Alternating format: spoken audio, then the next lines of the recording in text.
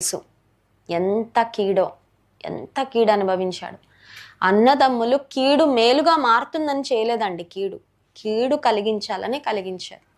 కానీ దేవుడు కీడును మేలుగా, at the end the bad which he faced turned out to be good. అందుకే యోసేపు తన సహోదరులతో అంటాడు, మీరు కీడు చేయను ఉద్దేశించారు కానీ దేవుడు దీన్ని మనందరి కొరకు మేలుగా మార్చాడు అని. ఎంత మంచి సాక్ష్యం అండి. దేవుని మంచితనాన్ని అనుభవించిన యోసేపు, దేవుని యొక్క మార్పు లేని స్వభావాన్ని రుచి చూచిన యోసేపు చెప్తున్న సాక్ష్యం ఏంటంటే, అన్నలు మీరు మారారు. మీరు చిన్నప్పుడు నాతో బాగానే ఉన్నారు. నా కలలు చెప్పగానే అసూయ పడిపోయారు. నన్ను నష్టపరచాలని మీరు ఏం చేయగలరు అదంతా చేశారు. కానీ దేవుడి కీడునంతా నా కొరకు మేలుగా మార్చాడు అని ఎంత మంచి సాక్ష్యాన్ని యోసేపు తెలియచేశాడు. దావీదు భక్తుని జీవితం కూడా ఒకసారి ఆలోచించండి.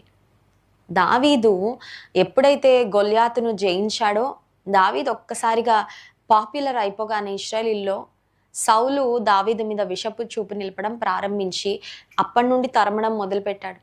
అదంతా దావీదుకి ఒక కీడుగానే కనబడి ఉంటుంది. కీడే కదండి. ప్రాణ భయంతో ఎప్పుడు ప్రాణం పోతుందో తెలీదు. ఆ ప్రాణాన్ని అరచేతిలో పెట్టుకొని పరిగెడతా ఉన్నాడు, తప్పించుకొని తిరుగుతూ ఉన్నాడు.